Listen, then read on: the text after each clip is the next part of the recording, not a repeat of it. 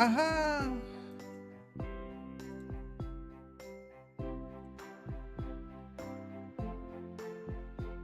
I re-launched stream.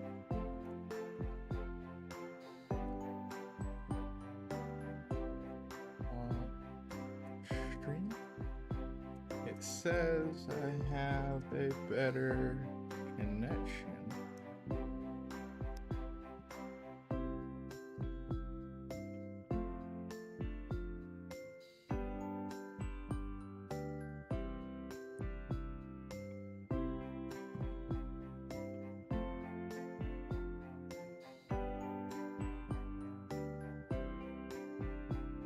Ooh, testing. Oh,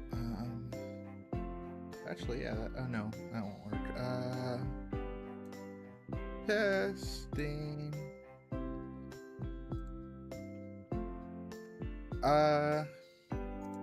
Maybe. Come find out with me, please. If this isn't working, then I guess today is canceled for stuff. Okay, let's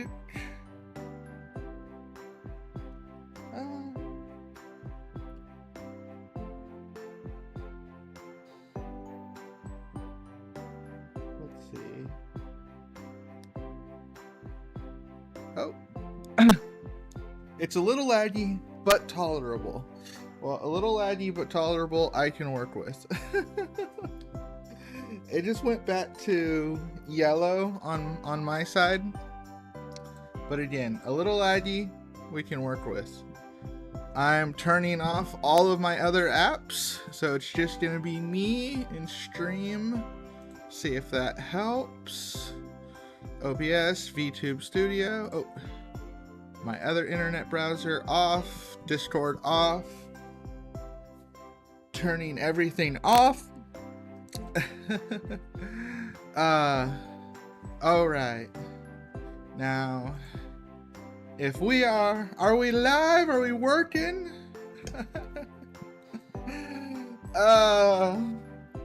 Well, I switched from my little internet hotspot thingy to my phone data, so I might be using all of my phone hotspot for this, but you know, hey, it is what it is. This is something I want to do, and hey, if this is an alternative that works, then hey, that's cool. And Sarge, you came to a good stream. I think you're gonna like this stream, kind of. I'm still kind of making it up as I go along, but at least the theme of the day I think you will like, because the theme of the day is writing. Oh, wait. Shit. Need to transition. Haha. I'm not sure 100% what I'm gonna be writing, but I'm gonna be writing. So, the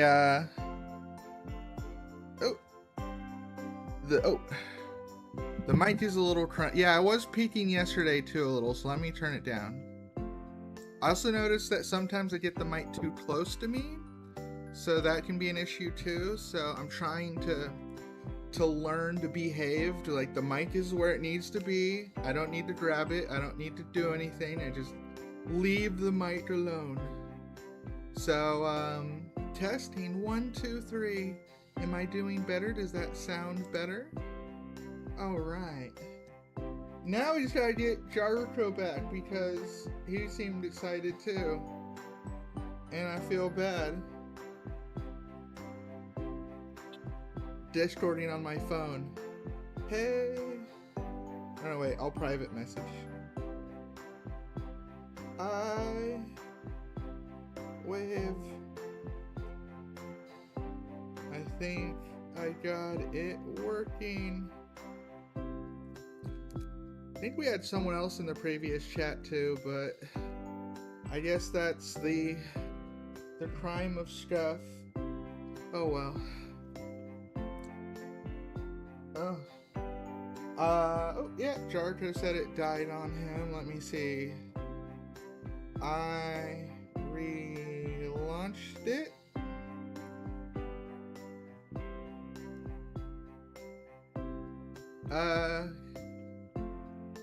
Even pros do the same thing. Connie is horrible when peeking. Yeah, well, that makes me feel a little bit better. So hopefully my connection stays stable for the stream. Or at least a little bit. I want people to see if they liked my style. Alright, so well, yeah, Jarko. Oh no, there's a word file. We're going to get educated. Well, yes, I'm the education teacher, but I'm hoping you're gonna like the education I have to offer. So, but don't worry, I don't actually have a lesson plan made out today, because it's my first Zatsu, so I want to be a little more open, free, you know, where you can kind of go where the class takes us. But I wanted a writing prompt up because, oh, I just realized too, chat is not working. I think my internet is too bad to have chat on stream, which stinks because I tried editing chat. I wanted chat to be up here, but you know, again, I guess it's one of those is what it is moments. So let's see. Oh, wait, can I? No, that's chat one. Where is? Okay, so let's chat two. Yep, no, chat says screw you today. Your internet's too bad. Oh well. So, first things first. Do any of you have something you want to talk about writing-wise? It can be a story you like. It can be a concept you want to talk about. It can be anything as long as it is related to creativity. But while you're doing that, I'm going to write the best rule of all. Oh wait, let's get the font a little bigger here. Yes, I have Kai Saikoda as my cursor. So rule number 1. Always avoid alliteration. Sorry, I couldn't help it. That's just such a classic writing joke. Okay, if you don't know the joke, just in case someone doesn't, because hey, this is educational. I want you to learn if you don't know. Alliteration is when you use the same letter at the start of multiple words in a sentence. So I alliterated the rule, always avoid alliteration. I know I'm explaining the joke, but I couldn't help it. Computer shows the Saikoda McDonald's thing. The cursor, right? Yeah, I use the Saikoda cursor. Saikoda is my little helper today. Just, see? Have her right there. But, so like I said, I wanted this Zatsu, if it had a theme, the theme to be creativity. So anything creativity related is up for debate today. And if you guys don't have anything, then I will figure out some things to jot down about creativity. Or at least that's the plan.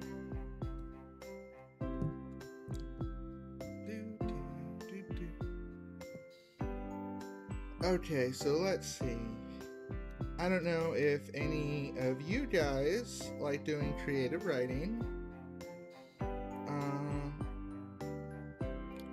but creative writing is a personal favorite of mine. And I guess if you guys don't have anything you want me to discuss, I can go over my creative writing process.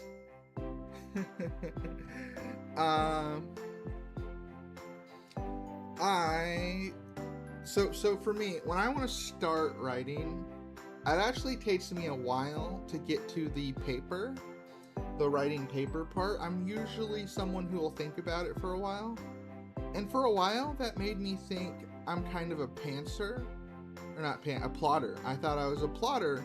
Plotter is someone who usually writes down or who plans out the entire story before they start writing. And I liked to do that. But I realized that in many ways I'm a pantser, which means that I fly at the seat of my pants.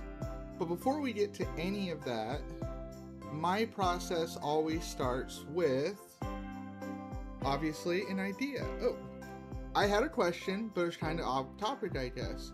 Well, you let me decide that. I always want your questions.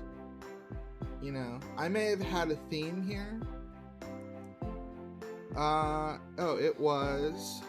Before that. I may have a theme here, but I don't want a theme to ever prevent you from asking legitimate questions or you know, anything that's on your mind, because it might be a really interesting idea, and even if it's not a idea that's pertinent to the current conversation, I might, you know, write it down, make it a topic for another time. So never be afraid to share your thoughts with me. So the question was, have you ever been accused of plagiarism?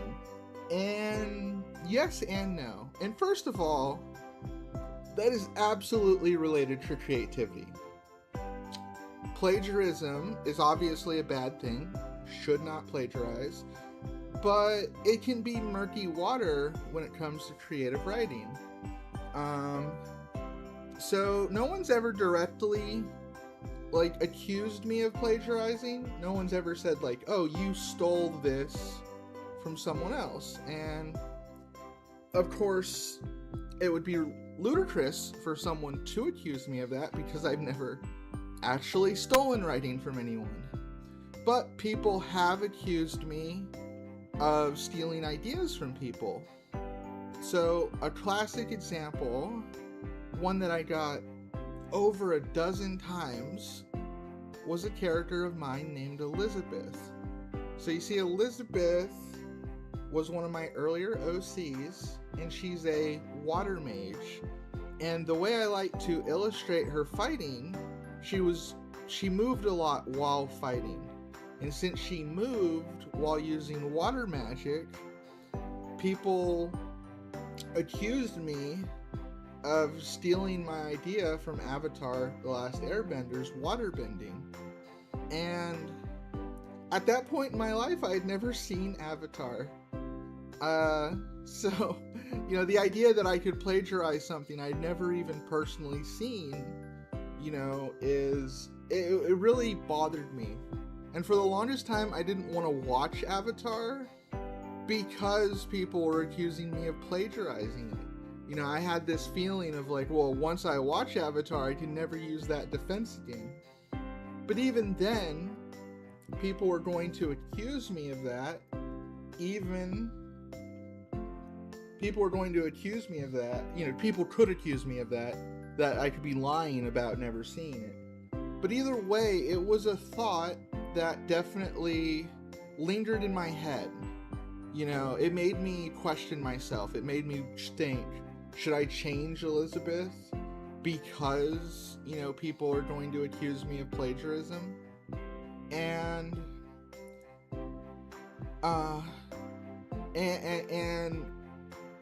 ultimately, I don't have a good idea on how to rate what you should do in scenarios like that. For me personally, I decided that I can't let people direct me in that way. I can't let someone say, hey, I think you're ripping off Avatar, to be a window into me changing my ideas, because, you know, I'm an amateur writer even now, but I was more amateur then. And if I'm become a popular writer, you know, there's going to be more people that are going to be accusing me of that. So if I think I have a legitimate idea that, you know, might resemble something, then I have to have confidence in my idea. Now, that's not to say I should avoid criticisms, but, you know, a good way I like to think of plagiarism like this is I like to remind young authors that it's not an author's job to recreate concepts. It's an author's job to put a spin on them. Like, when it comes to a painter, we don't expect a painter to invent new colors. We don't expect a chef to invent new ingredients, but they can combine colors and ingredients in ways that is beautiful. And writing is very much the same way, that we could both have similar ideas that are beautiful in their own ways, and you should embrace that. That's personally my take. But now let's see what you've been saying. I think you're talking more about the creative process today.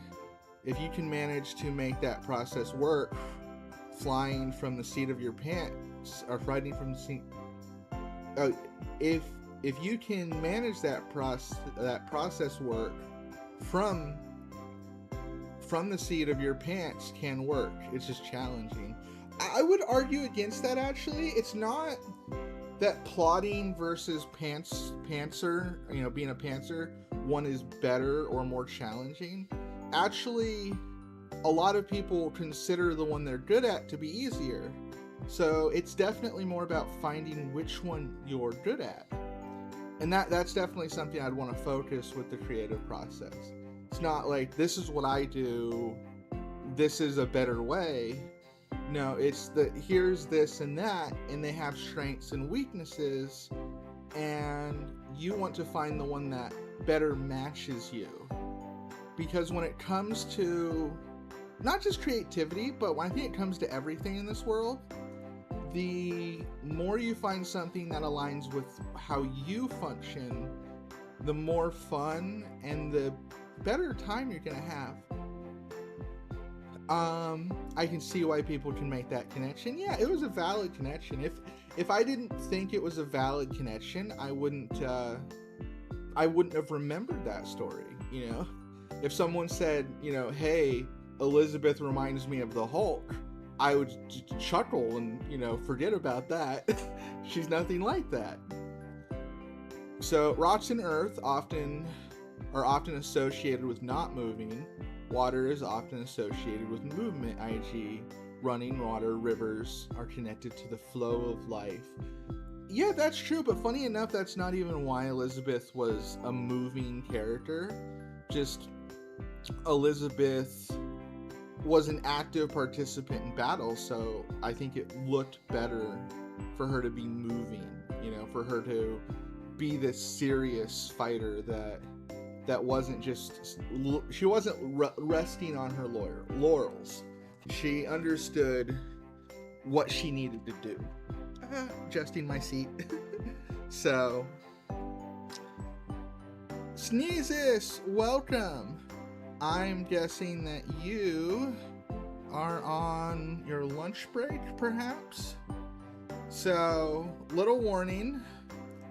Lots of stuff today. The computer and my internet are not liking me. You just find it challenging, and that's absolutely valid. That is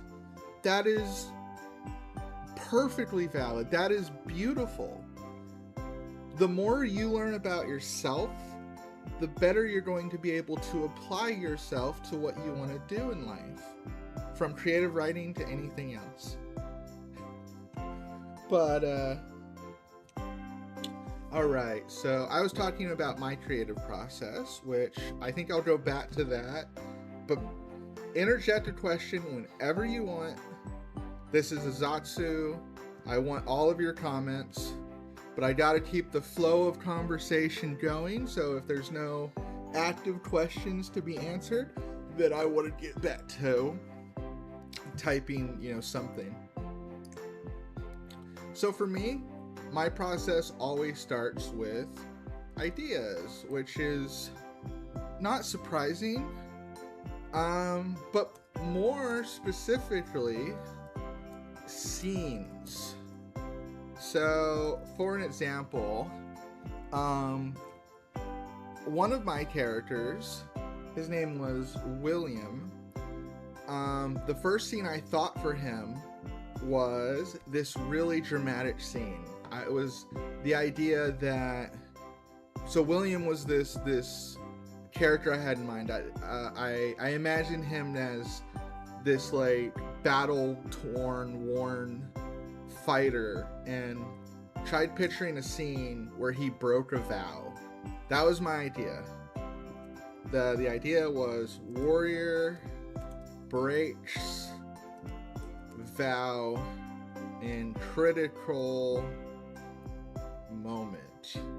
And that just sounds like a beautiful scene to me, And you could probably picture plenty of scenes like this from, actual anime or books or movies, And so, and the thing that's beautiful about, having the scene idea is you just kind of let it play out in your head however it should. This is sort of the pantser in me. I'm picturing this warrior, he's injured, he's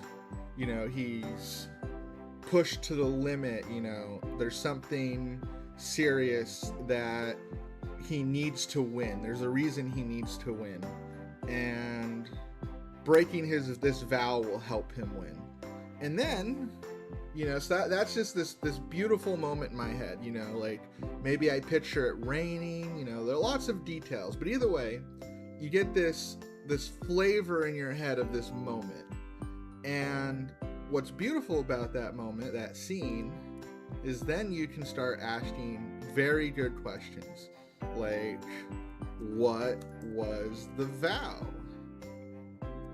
Why did he have it? What made the moment critical? Let's see, what are other questions? Well, even if I can probably think of more questions, but even if I don't think of more questions, those three are amazing questions.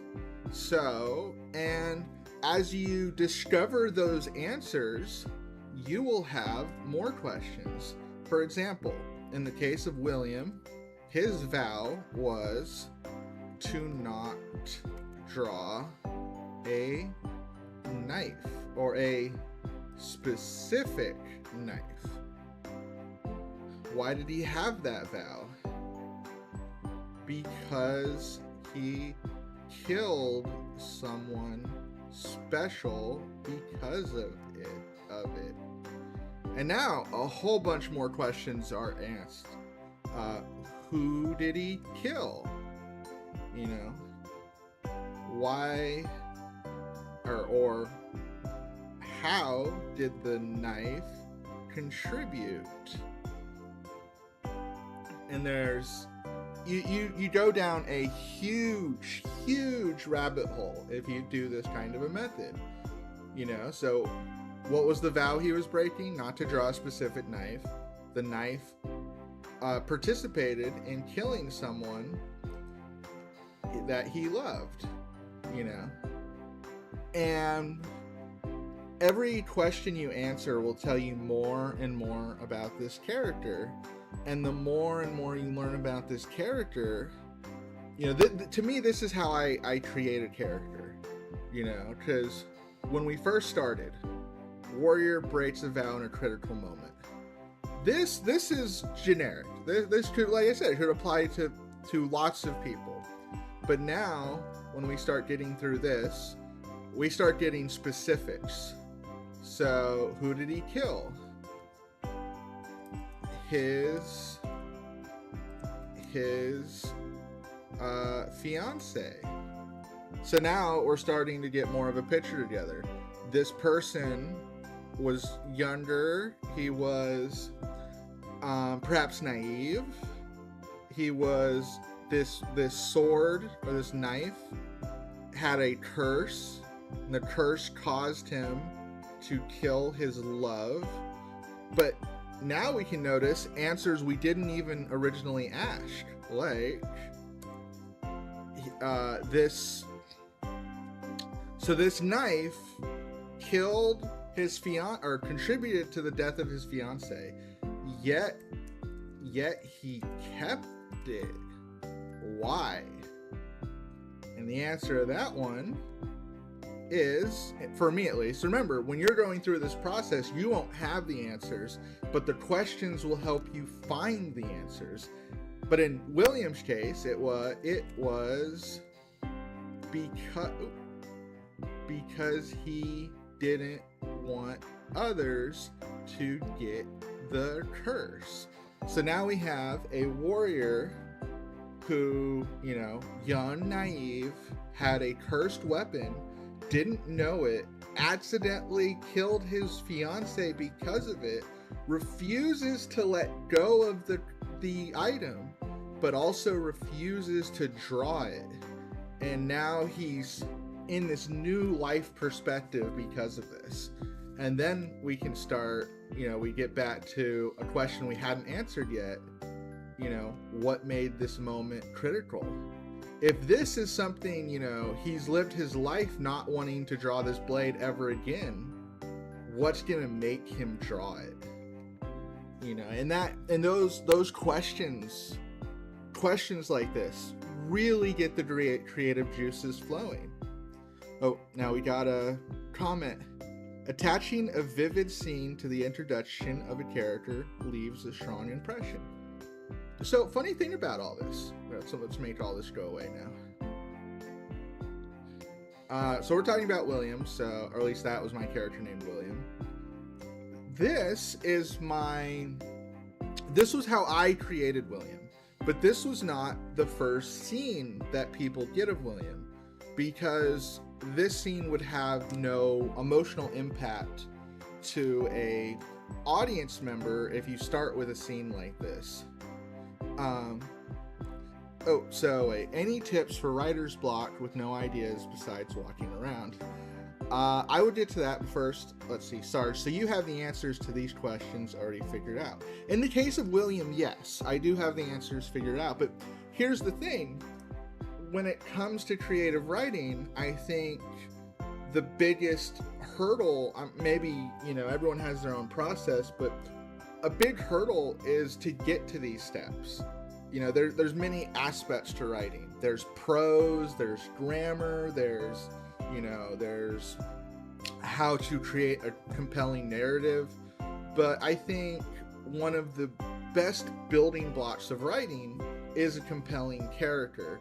And before you plan to write a compelling character, you have to figure out who that compelling character is. Because, for example, with William, and don't worry, Sneezes, I didn't forget about you. With William, what made him impactful to me was this emotional scene that was his creation. But when I'm writing him, I personally am an advocate of subtlety. So what you want is to, this is the example of show, don't tell. How do you show William's trauma without directly referencing it? Because that creates a very, very good aspect to a story. Because if you can get William's trauma on screen without referencing it, you will make your audience curious, and that curiosity will drive their desire to continue seeing what happens. It'll also make it impactful when they find out what happens. When someone discovers, in the case of William, what caused him to have this pledge to himself, then they will feel a connection to him, and they will feel the weight of his vow. So then you don't need to tell them breaking the vow is notable. They will know. They will feel how notable it is when he breaks his vow. So yeah, the William, I'm using this purely for the sake of an example. Okay, oh, I'm sorry, Miss K, but my data is not working well. I'll need to catch the VOD. No worries, Sneezes. My data's not working very well either, so it might not be purely your fault. But yeah. So that is sort of the step-by-step process there. I'm not sure if you meant that, you know, what made him impactful to me is what a character, was what an audience member is going to see first. But I wanted to make sure that it was clear. And in the case of William, just because, again, I'm using my own example, the first moment I showed him in a story was actually, I showed him being very skilled, alone, and also, what was it? Deprecation, and that there's meant to be a trifecta here, which was that being very skilled, you know, showed that this guy was not down on his luck. You know, he was capable of handling stuff whenever he needed to handle it. So that gave a sense that alone was by choice, not that he was forced to be alone. And self-deprecation kind of shows that he doesn't, you know, like himself. All of these, I think, were pointing or trying to point, you know, I'm not an expert. I don't want to make it sound like my examples are perfect. But all this was trying to point to the idea that William has trauma. So that's how a writing process starts to me. And then a bigger part, you know, so we can start with a scene, which leads to a character, and then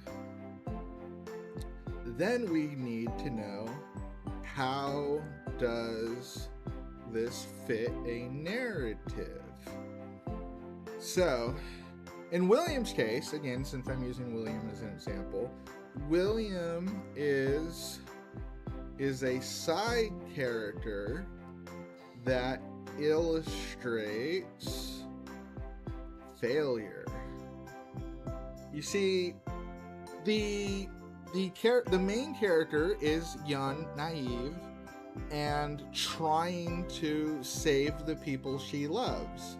So by having a character like William, someone who was young, naive, and failed to save the woman he loved, since he ended up killing her, this shows a road to what could happen to the main character if they also fail. Obviously, they're not going to become a perfect, you know, one-to-one to William. They're going to fail. If they fail, they'll fail in their own way, and they'll have their own trauma. But the point is, failure is traumatic. And that is something that I never need to tell an audience member, someone who's reading. They will naturally find that conclusion. So now we've went from a scene that created a character and how a character fits into a narrative. And it's all questions. And I think writing through questions is beautiful because it's something anyone can do. You know, you probably remember them, but the 6 basic questions of how, where, why, when, who, and what.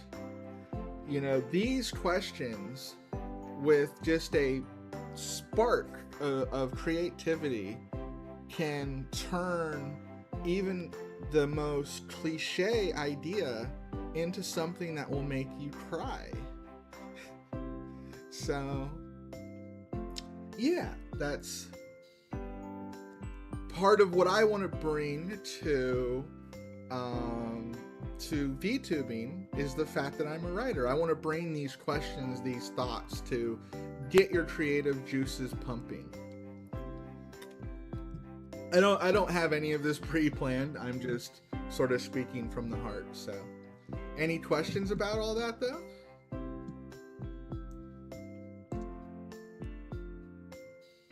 Oh, I need more water.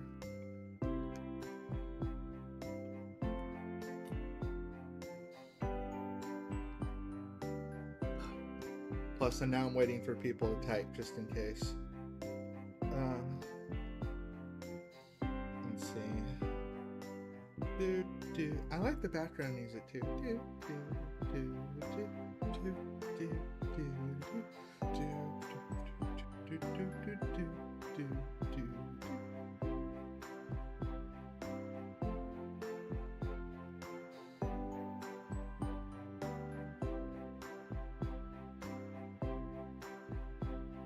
So, but yeah, the best building blocks. So do you like my ideas here then? But Sarge, I remember you're a pretty versed in the writing community too, I think.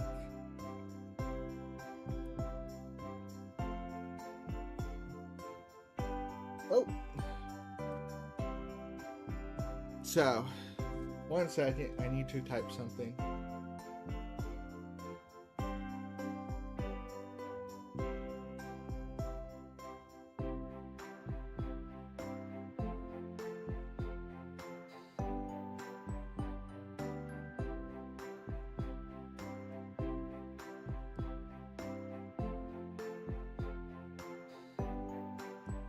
All right. So, Sneezes did ask about writer's block. That's a hard one. I've never really dealt with writer's block. Not really. Like, there's certainly times I've had writer's block, but I love talking to people, and talking to people helps me get through writer's block. Plus, I have, 60 ideas in the back of my head, so if I ever get stuck on one, I just move to another, and usually the blocks clear themselves. I do have certain ideas for writer's block, but I'm not sure how interesting they would be. Ooh, oh.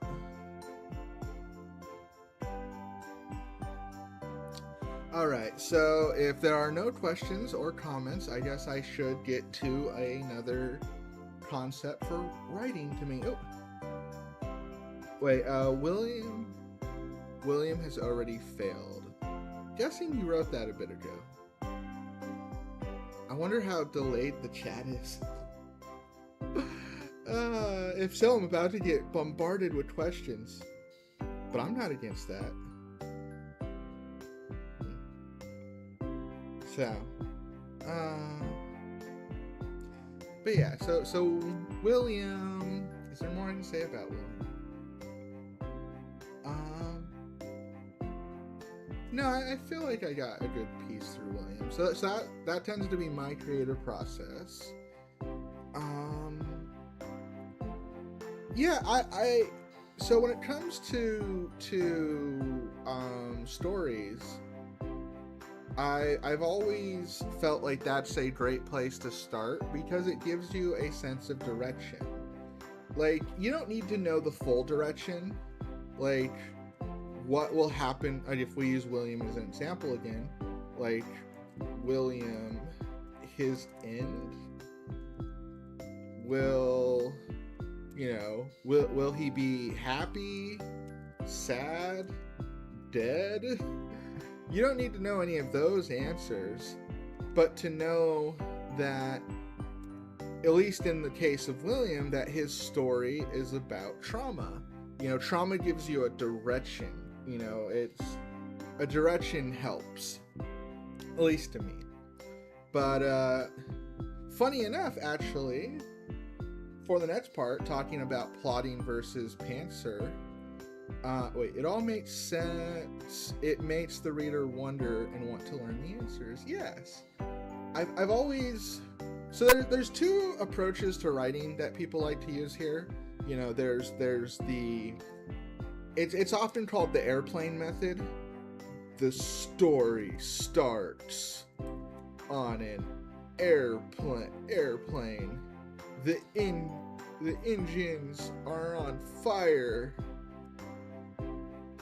And the captain is dead. And there's definitely an audience of people that love that kind of start. You know, an instant hook of, oh, this is going to be a very serious situation right now. Me, personally, I hate it. I hate it. I don't know what's going on. I don't know anything. This beautiful action set piece that might have had me on the edge of my seat in the middle of my story is just making me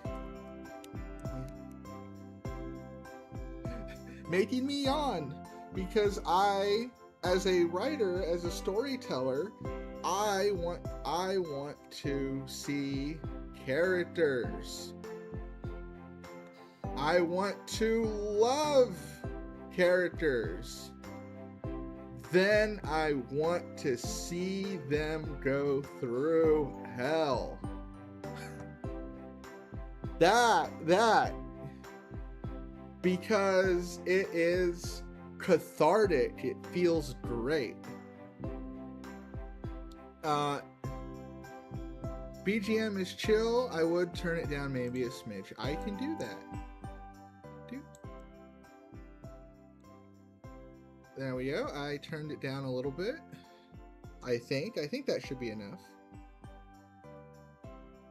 For me, I'm gonna hear it at the same volume either way because I am hearing it through my computer. But I believe I just turned it down for you. You know, I probably could have turned it down for both of us. Oh well, that's not relevant. But okay, so I think people would like a kind of presentation like this from a VTuber. People love to see VTubers during their creative process. Yeah, I am fully willing to write a full story on stream. I think that would be great. Maybe not today since my internet sucks, but you know, not an idea that I'm against in the future. Like, I know it's a while away, but November is National November Writing Month Challenge, where you're supposed to write a book in a month, and I'm definitely gonna be streaming that, so I'm gonna write a whole book with stream. Absolutely guarantee. But yeah, so for another example, let's take, funny enough, William's sister, Jackie. So Jackie is one of my best examples of plotter versus pantser, because Jackie's actually a great writing lesson for me on a lot of notes. But let's do pantser versus plotter first, because I had a story for Jackie. The general story was Jackie is having midlife crisis and returns home to face a tragedy. That is, you know, the bare bones of her book. And the way I open the story, the first chapter was just an introduction, but in our introduction, someone, or chapter, let's say 2 to 7, was Jackie helping a friend of hers this showed the kind of person Jackie was. It showed you how she thinks. It shows you how she behaves. You got to feel who Jackie was. It was a soft introduction. And then, chapter 8, Jackie was meant to go home. And in my head, I thought about this scene, and it was very simple. Jackie's father wants her to come home. All that needed to happen was Jackie's dad needed to call her and say, come home. That's all that needed to happen. And yet, the night I was prepared to write that, I thought, boring. You know, we just saw all of the ways Jackie is cool. And I wanted her family to come off as cool too. And the night I was writing this, I was thinking, how can I make Jackie's family seem cool when all that needs to happen is them to call her and say, hey, come home. We're doing a family reunion.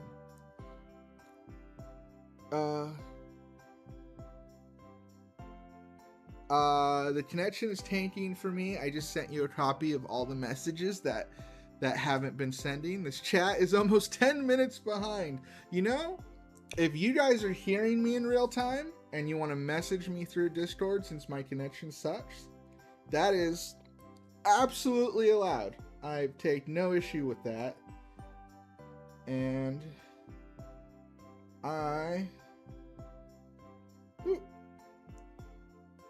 Oh, you did it through Carnicord. You can send me a private DM. Alright, let's see.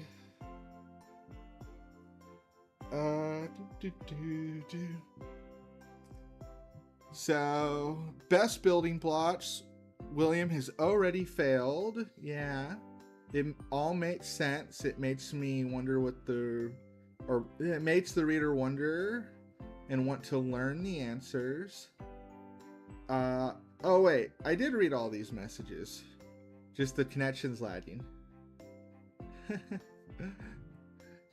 I'm gonna send you the same message in Discord. Then we can see how much you're lagging. Or how much my voice is lagging, I mean.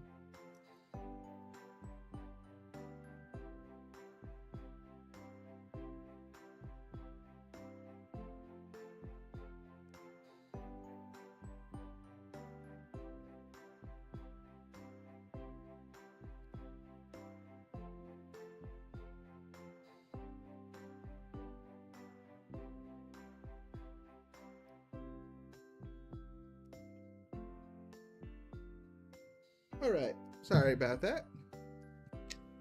But yes, so yeah, Jackie was meant to go home, and a phone call was just boring. And I didn't really have an idea on how to make it better. I literally was staring at a paper, and I thought to myself, and then decided to write, Jackie gets an uninvited visitor that is her ninja sister. And that was pure pantser. I didn't think that ahead. The character of the ninja sister did not exist before the second I decided to write her. And you might ask questions like, if the character didn't exist until then why did I words failing me. If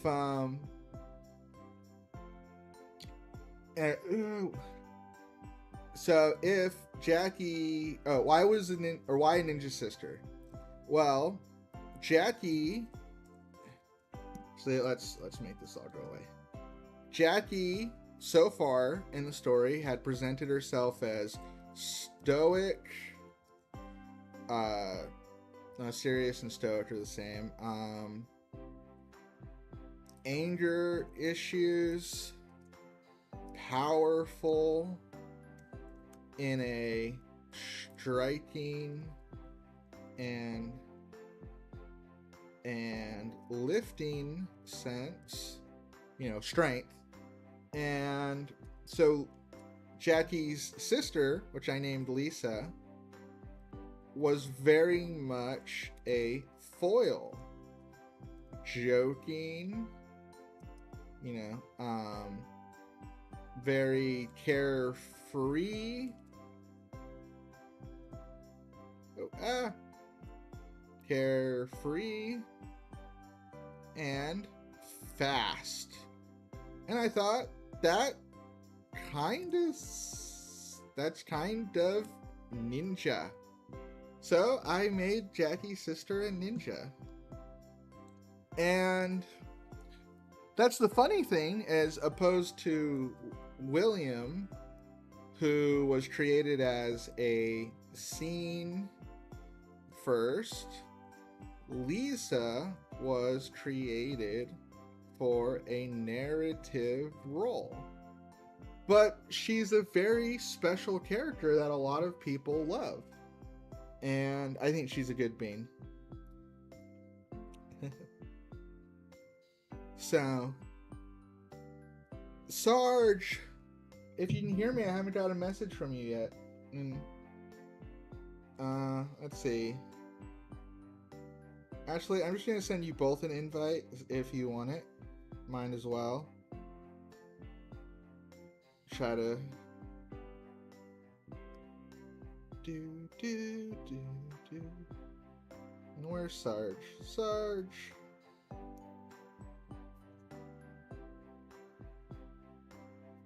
Messages. Any comments you meant to write to me here yet?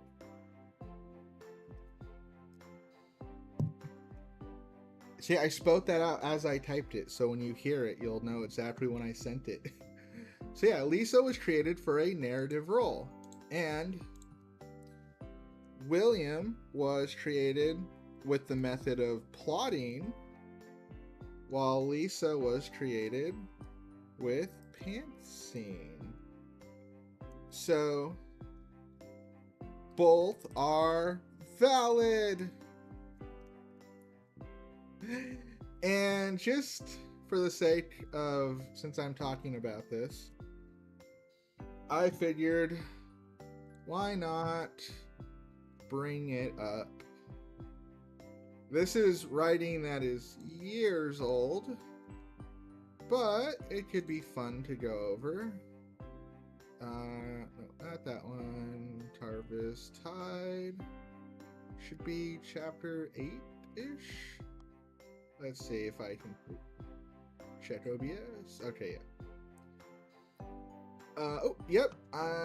It was chapter 8. Okay, so we just want Lisa.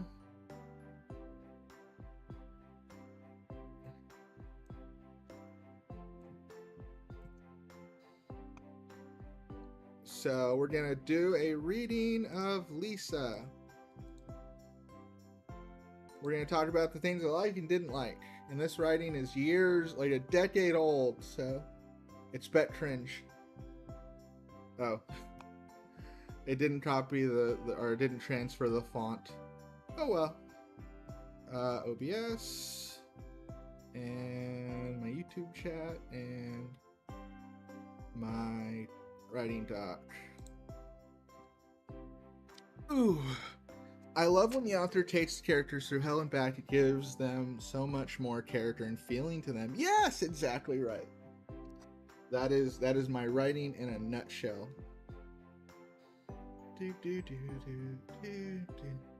Checking. Oh. Jackie does seem like a much more challenging character. Yes, Jackie was much more challenging in many ways. But before that, let's do a reading of the scene where Lisa was introduced. Wait, need water. We're gonna read.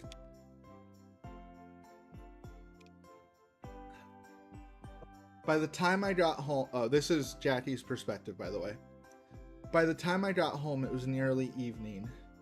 Even tired, I still checked my folded paper security measure. Okay, pause. I want to point out, I think that idea is so cringe. The idea was that Jackie would put a folded piece of paper in between the door and the door frame, so that if someone opened her door, the paper would fall out and she would know someone was in her room. Because Jackie is very security conscious. But okay, resuming.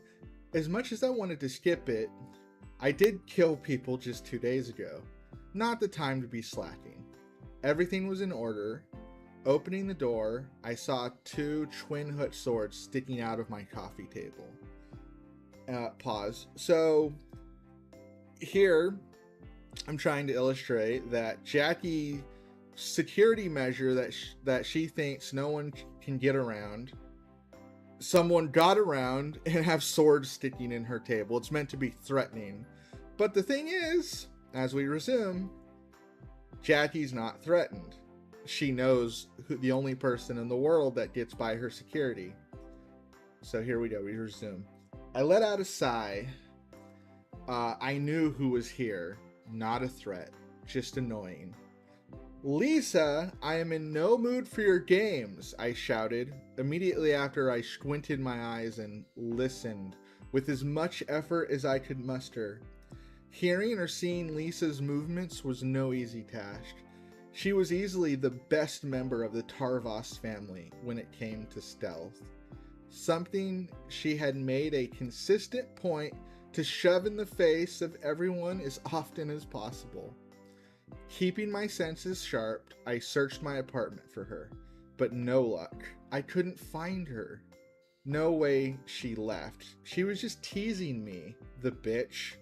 Fine, show yourself Suki no Kumo, which means, oh, pardon me, pause, it means Spider of the Moon, or at least that's what it's meant to mean. Oh, Sarge, you're way behind. I just got your message of Ninja's sister. Wow. Yeah, this stream is very laggy. Very, very, very laggy. But, well, you're going to be in for some fun. By the time you reach this part, I'll probably have finished this whole segment.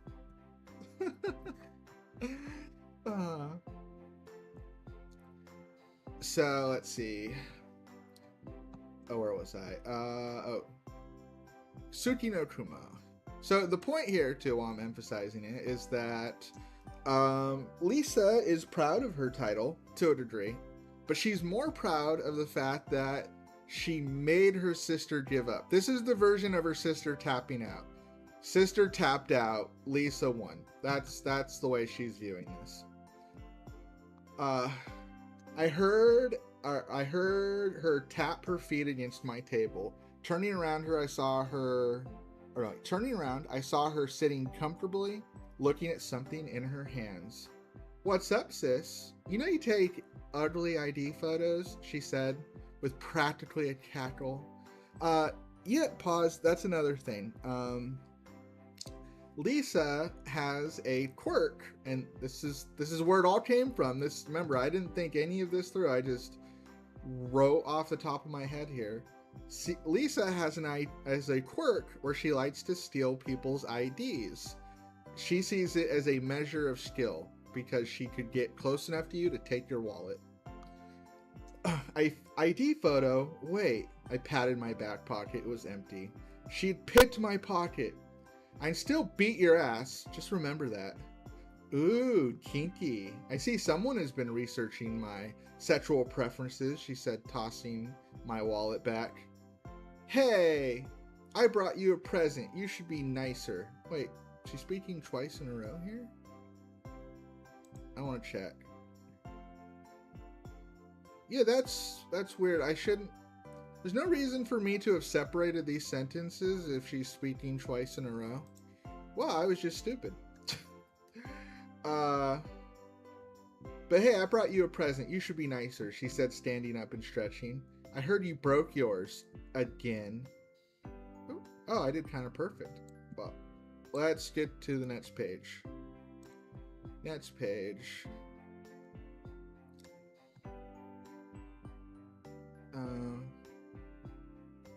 Yeah, okay. It's only about one more page of her anyways, I think.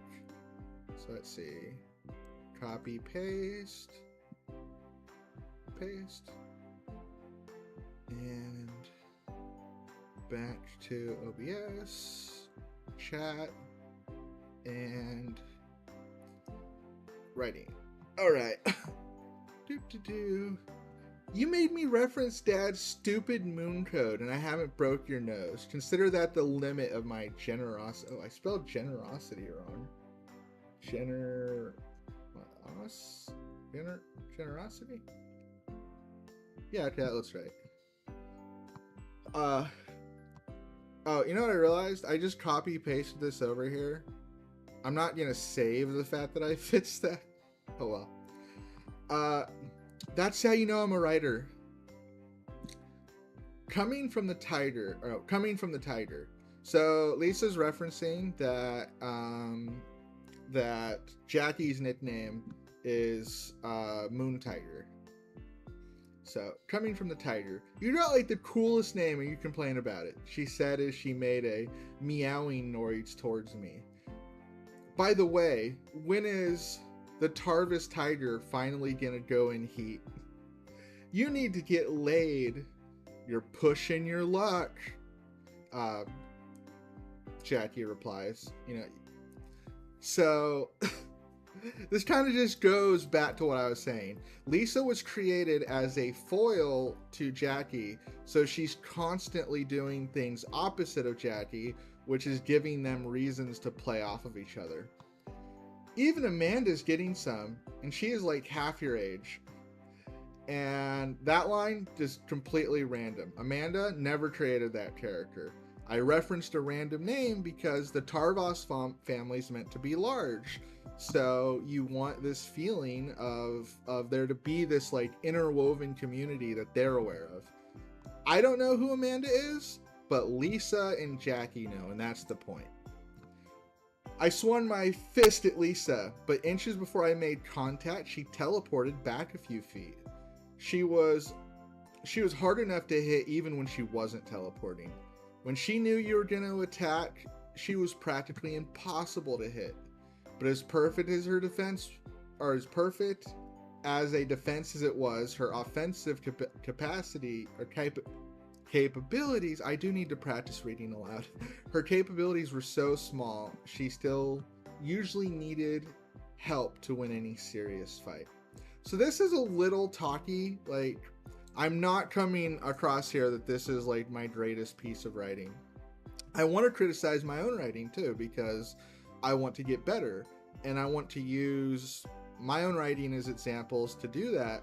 But I also want to use your guys' writing. So if you guys ever want to submit a piece, I will read it aloud and critique it in the same way.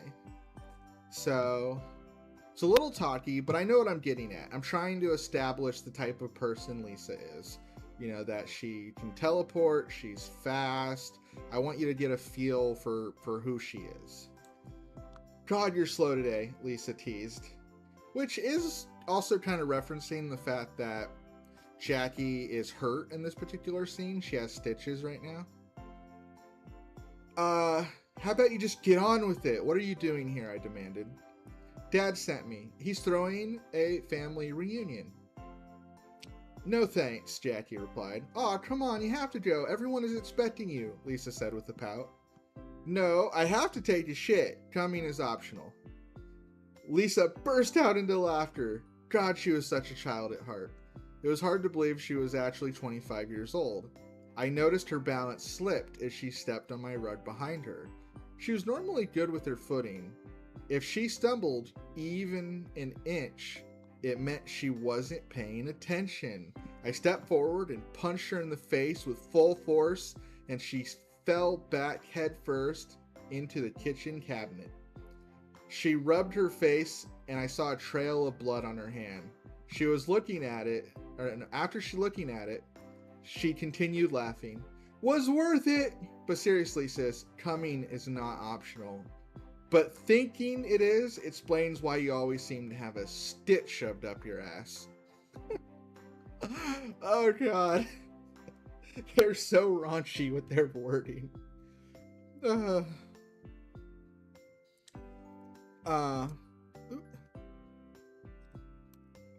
So, oh, I'm seeing messages now. Oh. So, you posted them in two spots. Oh. You can hear my voice just fine. So you made Jackie more interesting by making Lisa a ninja interesting. Well, yes and no. I made Jackie's book more interesting by adding Lisa as a ninja, and I think Jackie became more interesting in contrast. They make each other more interesting because they both came from the same household and their family, and seeing like how they're reacting right here, I think sort of, you know, you get this feeling that these two grew up together. At least that's what I was going for. And yet they're wildly different. And this is like all a prelude to the family reunion. So you know that this is sort of what you're gonna get when you go to the Tarvas family. So I think it made it all more interesting, you know, and that's what writing at its heart really is. To sidestep for a second, is you have an idea, how can you make it more interesting, you know, while still being that idea. Like with William, you know, he's a warrior who breaks the vow. How do you make that interesting, you know? And then you get to all these layers that make it interesting. You know, Jackie is this serious person going through a midlife crisis. How do you make that more interesting? You know, you bring her family into it, and how does her family make it more interesting? I think Lisa makes it more interesting. So that would be my take there. And you tell me if you think this is interesting. And so yeah, I was at the up your butt part. I did have to use the bathroom. So I decided to leave Lisa to whatever the hell she intended to do. Just as I was about to enter, she teleported in my way. Come on, Lisa, at least give me one reason not to go. Dad's an asshole. She started laughing again. Okay. Give me 2 reasons not to go. Sorry, I don't mean to toot my own horn, but I love that line so much. You're not gonna leave me until I agree to go. Okay, next page. Let me grab the next page real quick.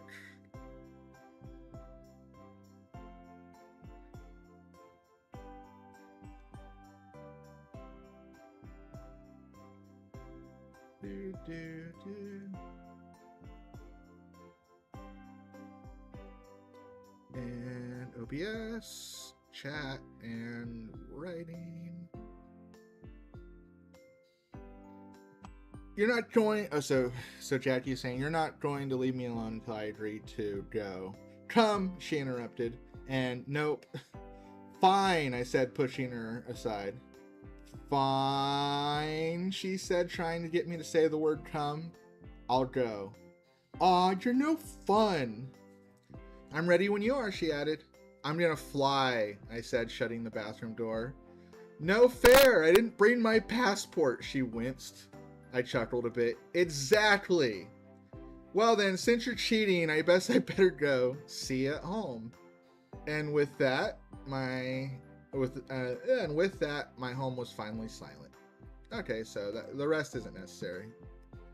And like I said, all that was needed was Dad calling Jackie. But going back to that core tenet, how do we make that more interesting? And that was how I attempted to make that more interesting. Not only that, I got a great character out of it, you know, because working backwards, you know, I didn't start with that scene, but Lisa was created as Jackie's foil.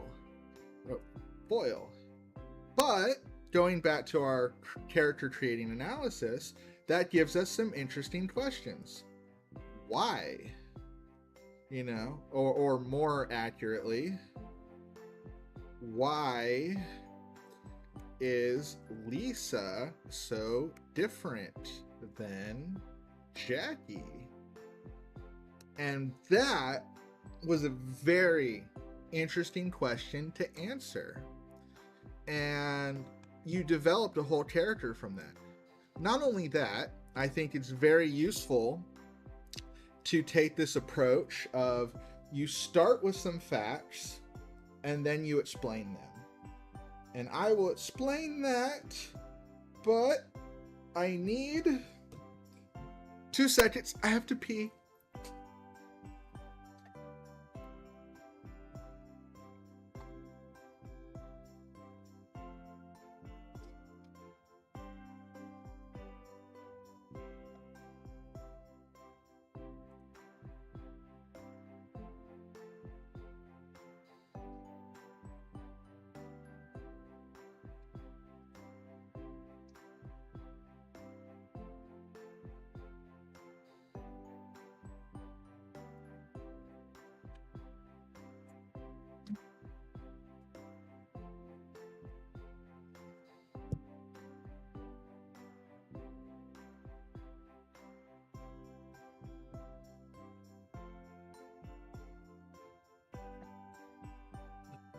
Okay, sorry about that. So, it's a little chilly in this hotel. I do like it cold, but might be getting a little too cold. That's funny wordplay between siblings. Gotta be cool with them for that kind of talk to not be awkward. Yeah, no, I think dialogue is one of my better traits when it comes to writing. I always want characters to feel natural. But, 1 second, water. So, Lisa was created as Jackie's foil. But that starts to ask lots of questions. What makes them different? So, first, let's start with their age difference. Jackie and Lisa, they had 4 direct siblings. Their parents had 5 kids. So William was the second, Jackie the 4th, and Lisa the 5th. So Lisa is the runt of the litter. So that explains one thing. And the second thing is Jackie grew up during William's trauma. So William's trauma greatly affected Jackie. Jackie was serious because she disliked all of that trauma. You know, she wanted to be her own person away from all of that. But Lisa had the benefit of that. By the time she was born, William was already gone, or gone from the family. You know, he wasn't dead, but still, it wasn't active drama for her. You know, not only that, Lisa grew up as Jackie's younger sister. So, actually, you know what? I am sort of explaining, but I'm explaining in the wrong way. Because these are things I developed, you know, is in that, well, No, again, yeah, kinda. Yeah, no, scratch this. This is all true, but this is not what I'm trying to get at. Oh, I remember what I was saying before I went to the bathroom. Starting with facts. So, in that panel that we just read, we got some facts that weren't just about Lisa being a foil, like stole ID. And that's a perfect example of being a pantser, because the thing is, stolen ID, you know, she stole Jackie's ID, that she has a quirk that she likes to steal ID cards. That was just random. How, again, going back to that idea, how do I make this more interesting? And now we get a whole new set of questions. Why does Lisa steal ID cards? So I think a great way to do writing is you can start with facts. You know, the fact is that Lisa likes to steal ID cards, and then you explain it. And when you explain that, you develop the same kind of layers. It's slightly different in process, but like William, we went scene. What did we do after scene? Scene, character, narrative. So in Lisa's case, narrative was sort of first, because Lisa was created for the narrative role of being a foil to Jackie. She had a scene which gave me facts about her, and then those facts were expanded into character. At least I feel like that makes sense. You know, you can call me out on bullshit if you think I'm doing bullshit. But part of the beauty here is in that it's valid. You can do it in many ways, you know? And I think Lisa's a great example of that. Oh, and if you're wondering, why does Lisa steal ID cards? Because it proves her self-worth. So for Lisa was someone who grew up, you know, the runt of the litter. So she's the runt. She wanted to prove herself. And since she's a ninja, a stealth type, as I like to put it, she enjoys, well, she feels satisfied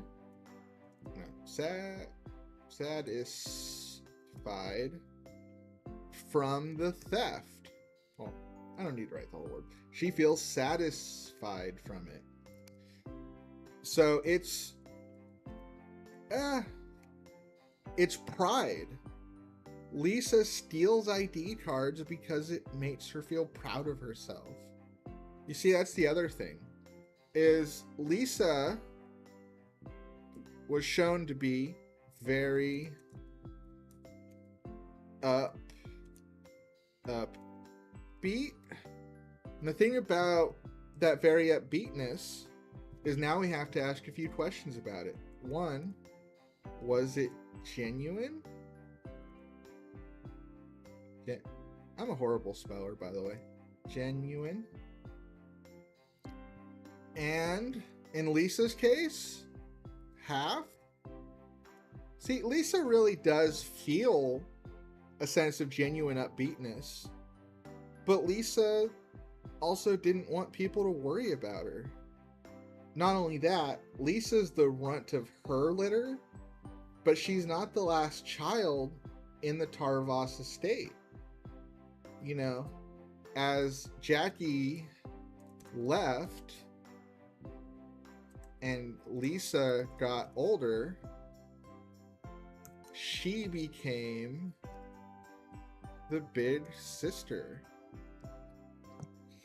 And as a big sister, Lisa established herself as upbeat.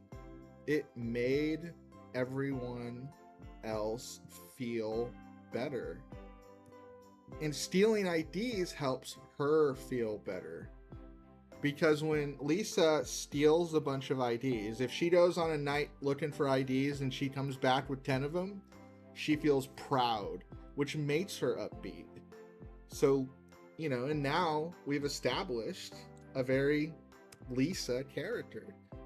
Oh, now I'm going to check what you've been writing. Because we're on like a 10-minute delay, but hey, it's still fun. The sister seems very friendly, but at the same time, Jackie clearly wants to avoid her family. I'm guessing there's a family dynamic you hadn't explained yet. The contrast between sisters does strongly help paint their characteristics. I do like the playful banter between them a lot. And, oh, that's the best compliment you could give me. Not just the banter, but talking about the dynamic.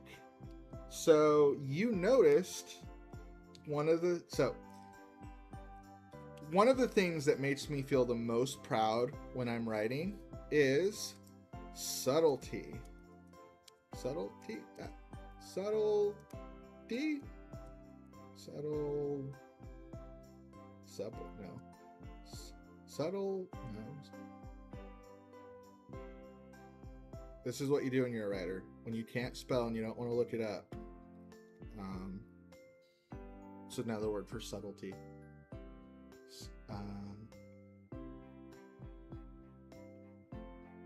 Okay, I can't think of a word. We're just going to look it up. Subtle.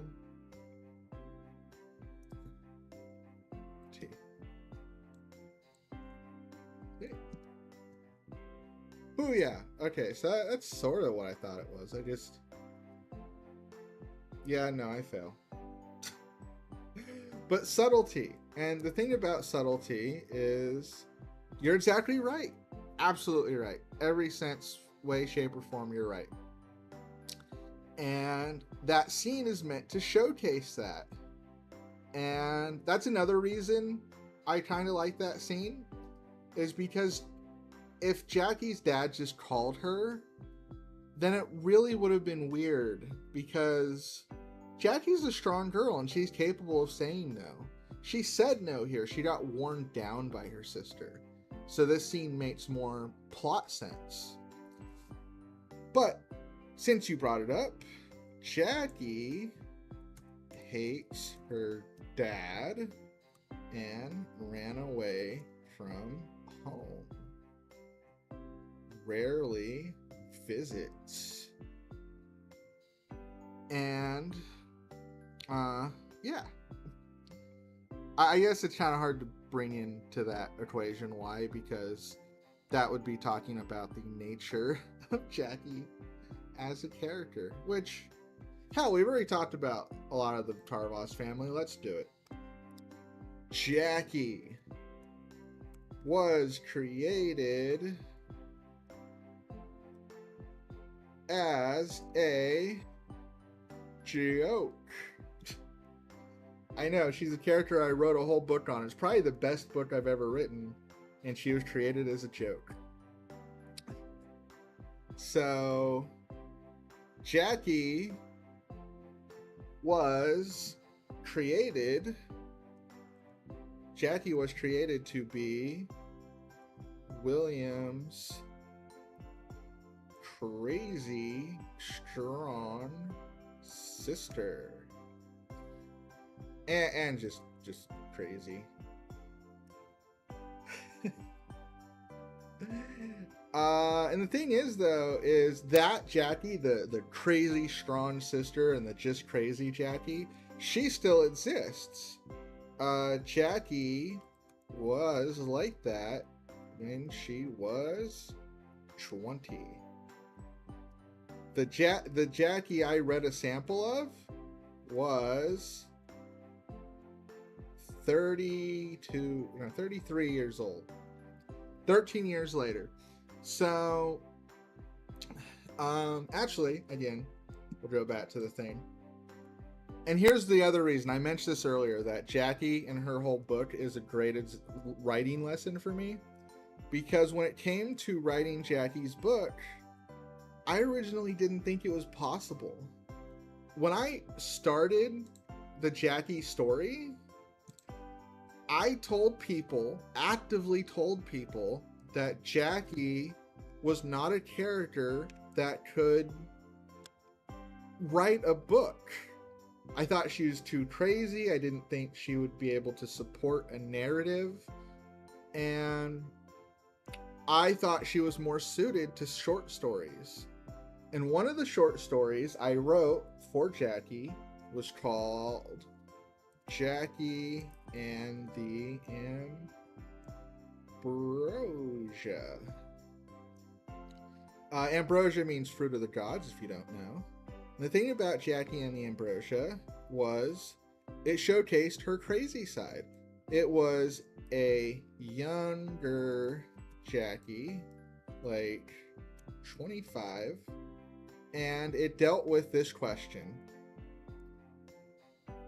Jackie loves certain stores that have good supplies of fruits and vegetables.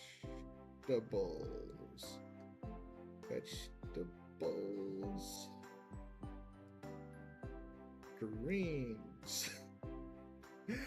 And so what would happen if a gang burned down one of these stores? And the answer?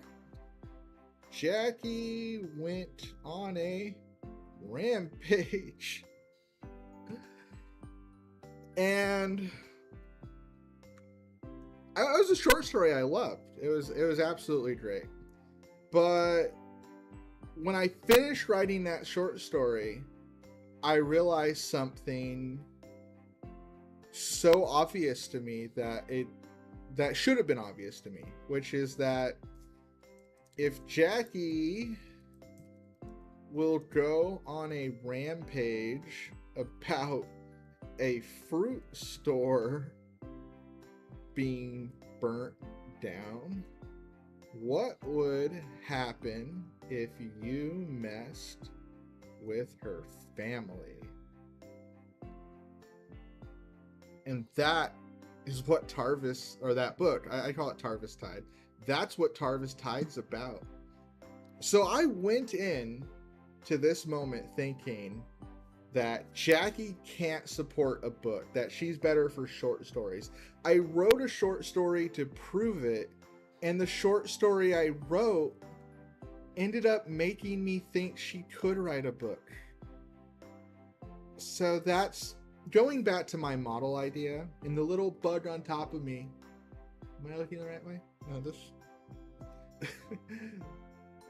Anything is possible, especially in creativity.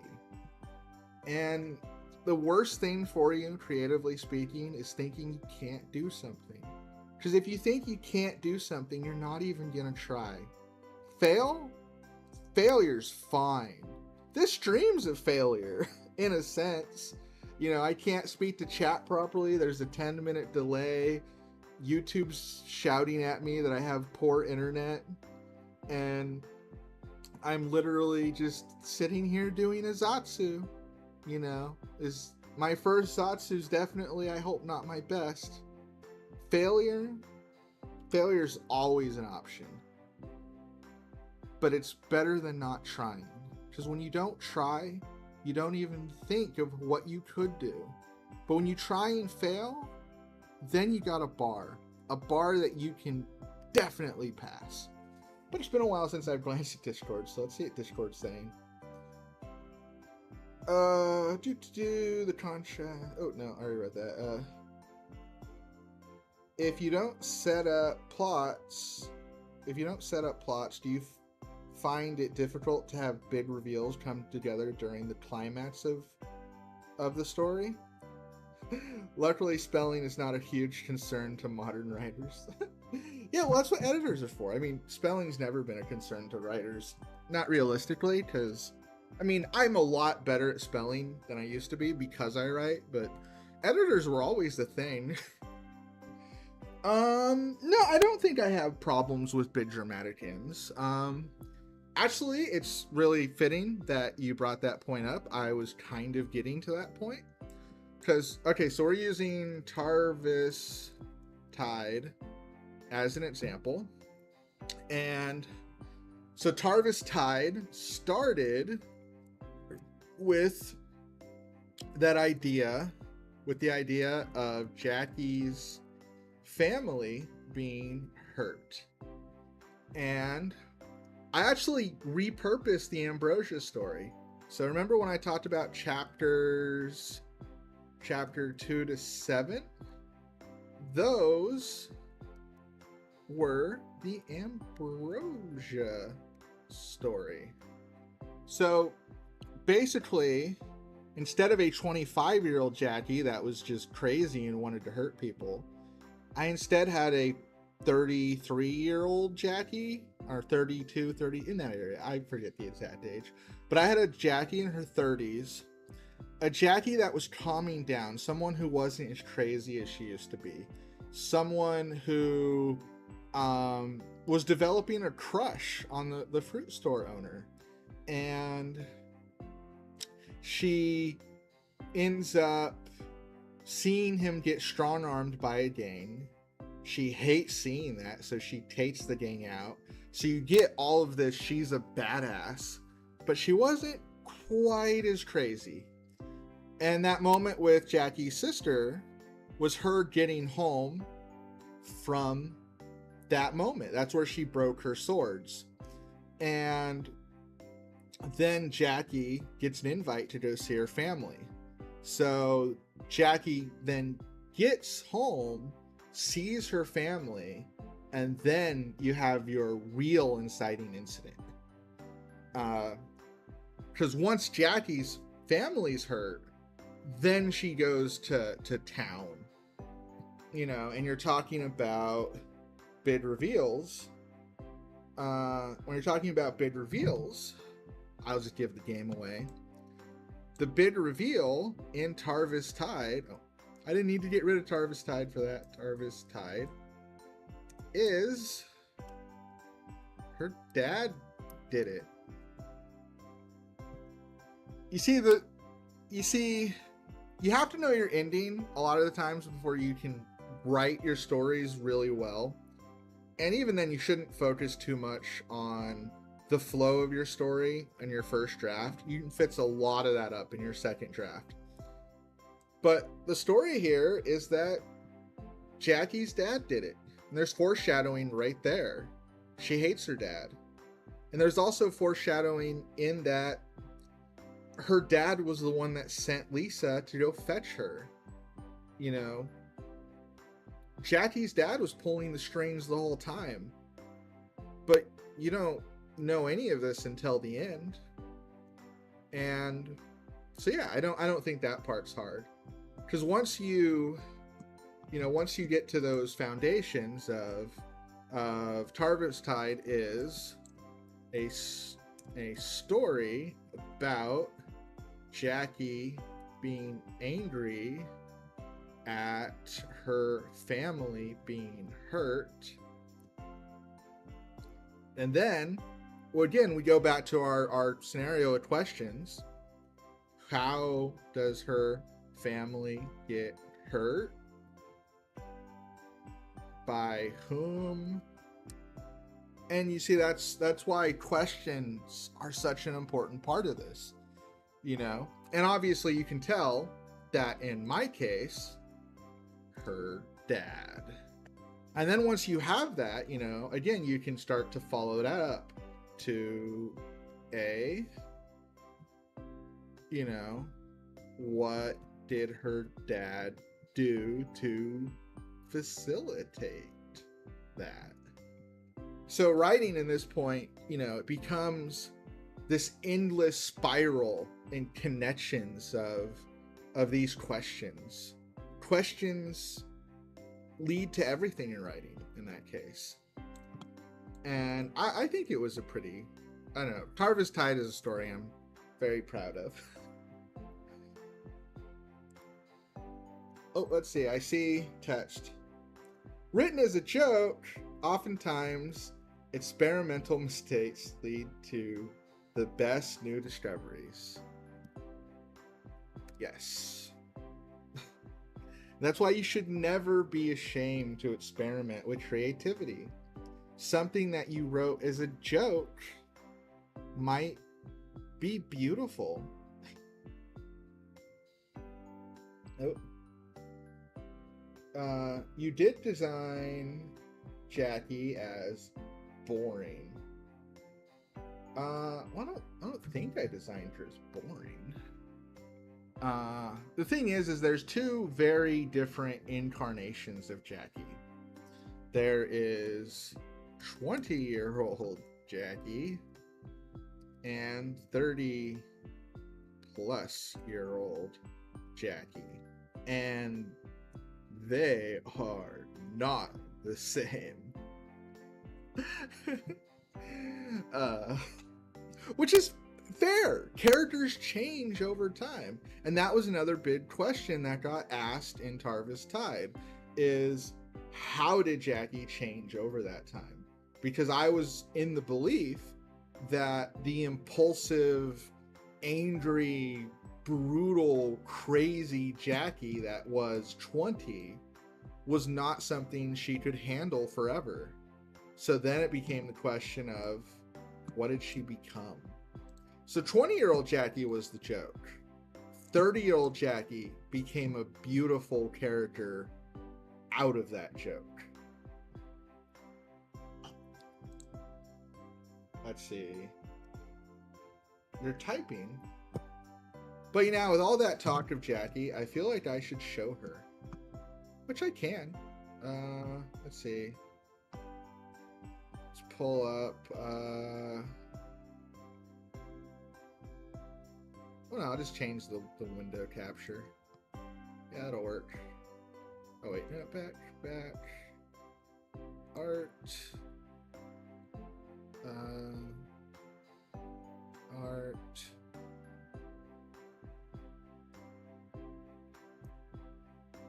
Open. Photo viewer.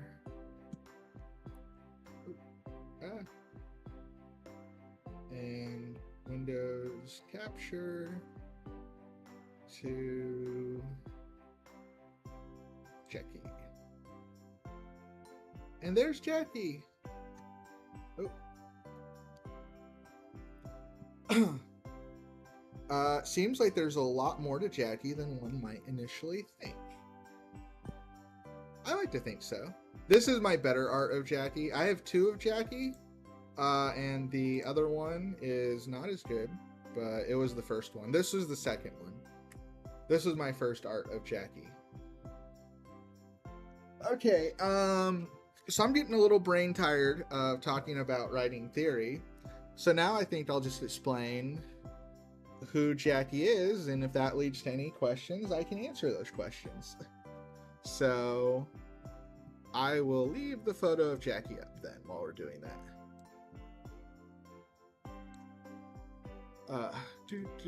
And chat just in case. Okay, so Jackie Tarvos. I'm just going to give you an explanation of her story. Jackie Tarvos is my phone's getting low on battery. It makes sense. I'm using my phone as a hotspot.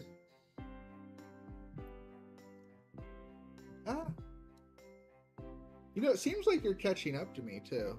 I wonder if the lad's a little bit less. Oh yeah, no, I just said right or failure not too long ago, so I think you're catching up.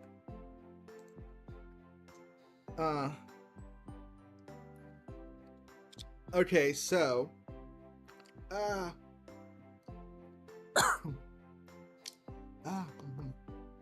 okay, so Jackie Tarvos, born fourth to the head of the Tarvos family. She was born when she was about 4 years old. Her brother betrayed the Tarvos name. William, having hated that he murdered his own fiancée and was unhelped by his family who didn't notice the curse, and sort of hating the fact that they taught him the skills he had used to kill her, he had betrayed them. And Tarvos is a noble house of assassins. It is a place in which to the Tarvos, you know, their family has a legacy. It has a beautiful name. It's something, you know, that's in the history books for them. And William's betrayal impacted them heavily. So Jackie didn't get a lot of personal time when she was a child. Everyone was busy in ways they weren't usually. Her life became centered around her brother. Everyone wanted to kill her brother. Everyone wanted to, you know, get rid of her brother. And when she turned, you know, 10, 11, 12, she started to show real potential as the next strongest Tarvos. And people started referring to her as the one that will probably get him. You know, they'd be like, hey, how's she doing? That's the one that's probably gonna get him, right? And she hated it. You know, her birth name is not Jackie, it's Jacqueline. But she started to hate the name Jacqueline because Jacqueline was always preceded as, you know, the one. Is Jacqueline gonna get William? You know, her life was never about her, and she hated it. So she started calling herself Jackie. It was her way of stealing her name back. And she ran away from home when she was about 16. And at that point in her life, she was crazy. You know, she was trained as a fighter. She had this belief in her that if she wins, then she can do whatever she wants. Like, freedom comes from power. So that version of Jackie didn't care if she died. Death wasn't important to her. Freedom was important to her. So she would take these crazy missions. She would, you know, do these crazy things. She would get into these crazy fights. And she would win and win and win. And it was a thrill ride that made her feel alive. It made her feel like her life was finally hers. She loved expensive missions. Because when someone said, hey, Jackie, I'll pay you $100,000 to go do this, she felt, yeah, they want me to do it. Me, Jackie, you know, because I'm the only one capable of doing it. I'm the one that can change their life. And she loved it. But the thing is, you know, that was the crazy Jackie. When she hit around her 30s, you know, she started to peak in a sense. She started to get to a level of power where it was hard for her to get stronger. It was hard for her to get crazy missions anymore because she could just handle them. Not only that, there wasn't the same rush because they weren't crazy anymore. Jackie, in a sense, had earned her freedom. And 30-year-old Jackie didn't understand what to do with it. She's like, I've spent my whole life trying to prove myself, trying to prove that I am valid, I am strong, and I deserve to do what I want to do. And then once someone said, yeah, sure, what do you want to do? She froze. She didn't know what to do. And there was no easy answers for her. There was no one there to tell her, hey, you should do this or you should do that. And even if there was, she probably wouldn't have listened to him. She wouldn't have wanted to listen to him because she wanted her freedom. And her freedom became something that haunted her. And that's what takes place for Tarva's Tide. Jackie is now in that moment where she has freedom, she has power, she has money, she can do whatever she wants to do, and she doesn't know what to do. And the first thing she did on her own was save someone she had a crush on. And it was this super sweet thing where she's trying to figure out the new her. And when she goes home, she sees the family estate in shambles to a degree. Her father has not relinquished his control for such a long time. He's not passed the mantle over, and he's starting to make mistakes. And everyone at the Tarvas estate's miserable.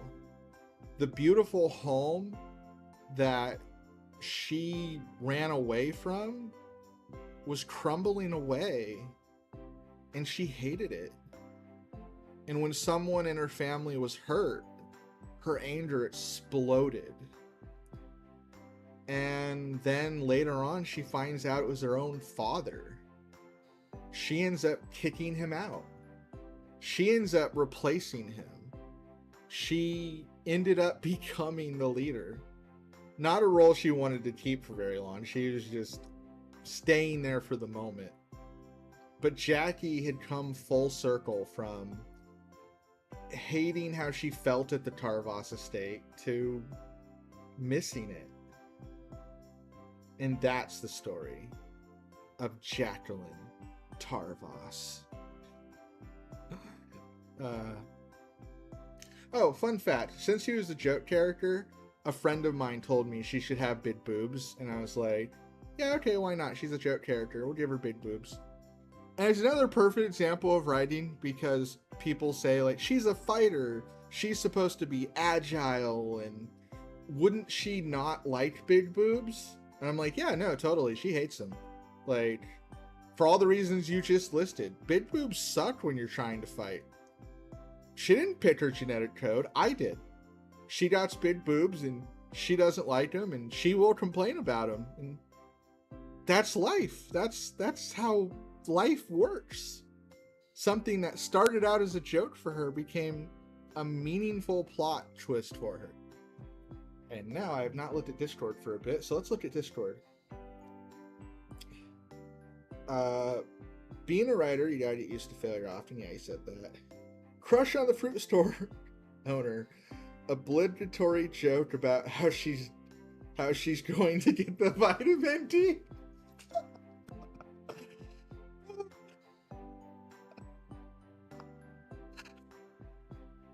No.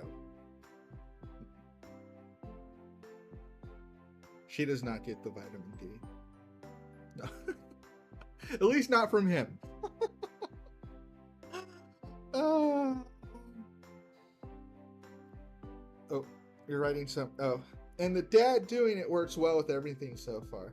I like to think so. Again, I'm not trying to toot my own horn, but I like to think that this is, that writing is something I'm good at.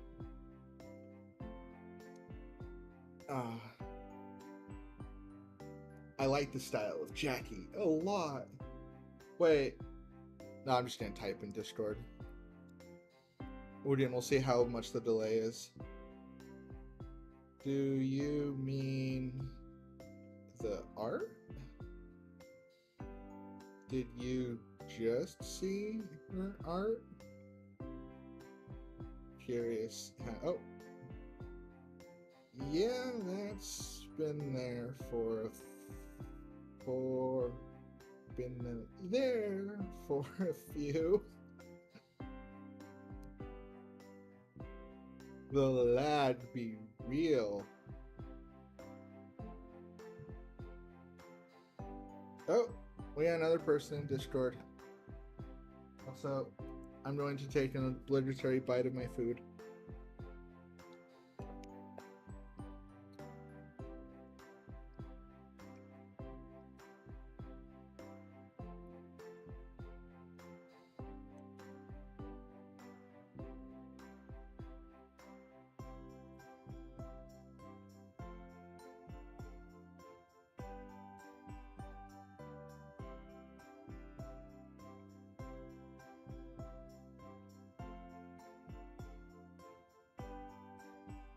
Whew.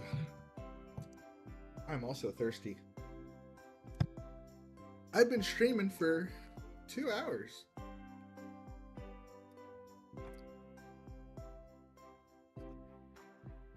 Food.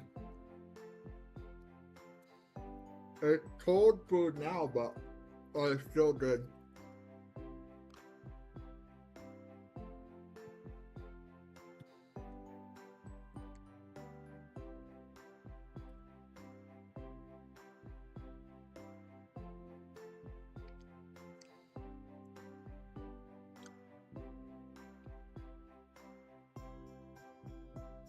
Huh.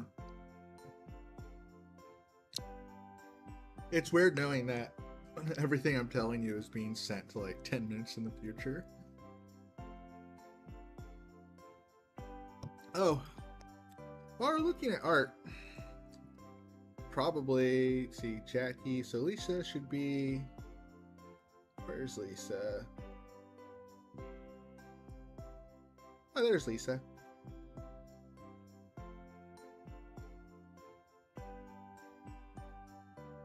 That's the first art of Lisa. I really don't like it, but it was a proof of concept. Second art of Lisa, that's my favorite. There's my girl. And third art of Lisa, that one I got really cheap, so I was happy with it. And nope, that's it. But yeah, there's the girl Lisa. Give me 1 second. I'm going to turn off the air conditioner because I am getting cold.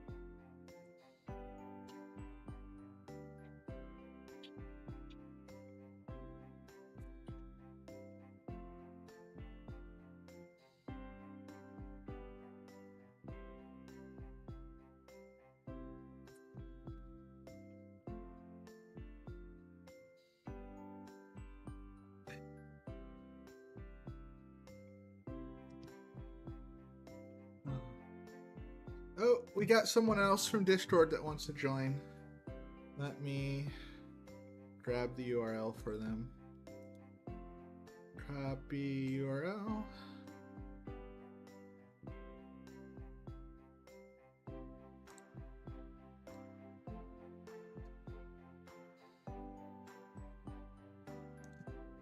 There is the proper link.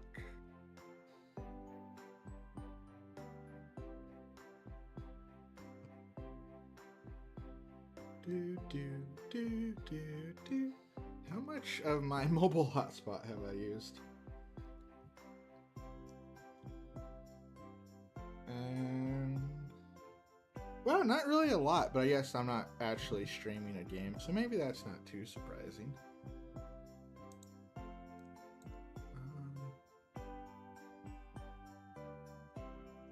Oh,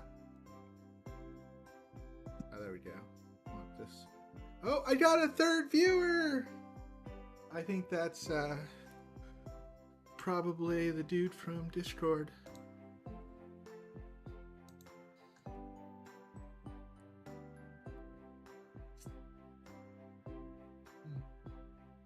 Food. Streaming really works up an appetite.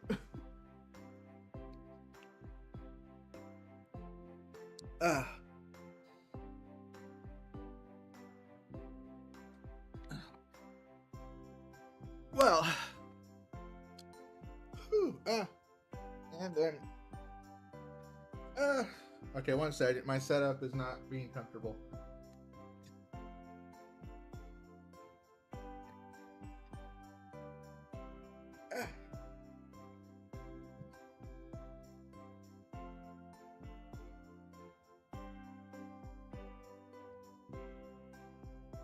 Oh, yikes. I just stepped on a rock, I think. Yeah, that's a rock. Actually, no, it's a piece of glass.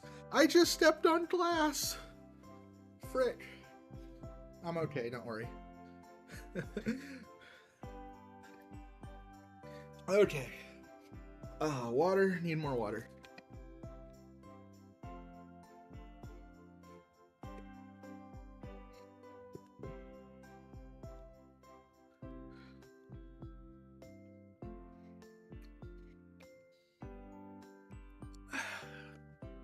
Whew.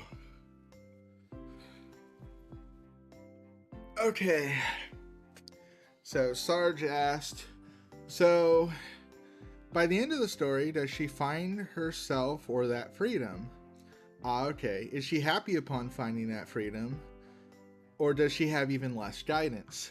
By the end of Tarvis Tide, Jackie had already gotten freedom at this point. What Jackie found is what is worth fighting for.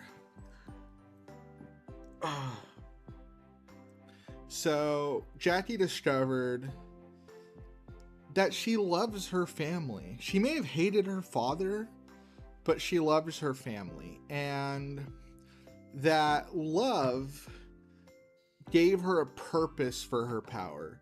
Originally, she wanted her power for freedom, but now she wanted power to protect what was precious to her. She didn't stay as the new head of the family. She only held that position as a part-time, because, you know, she's just not the type of person to be qualified to be the head of the house. But she does get a fairly happy ending, I think.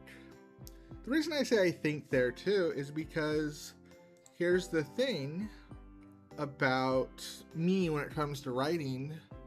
I'm never done. And I mean that in the sense that, you know, Jackie's 32. Well, let's go back to my writing document. Writing document. Jackie. So Jackie at age 35 is happy. But obviously that's not the only age Jackie's gonna be. Jackie's, you know, going to get older. Jackie hasn't died yet. And I did have an idea for Jackie about 10 years later. No, about 7 years later. So Jackie at about age 42, let's say, she finds some more happiness there. But 43 plus Jackie? Who knows? I don't know the answer.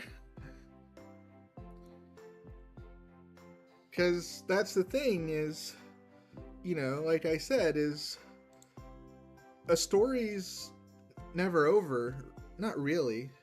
Or at least not until she's dead. You know, Jackie's story doesn't end until she dies. Will she continue to be happy? Will she get sad before then? Who knows? I don't know those answers yet. I haven't got to that point in her story.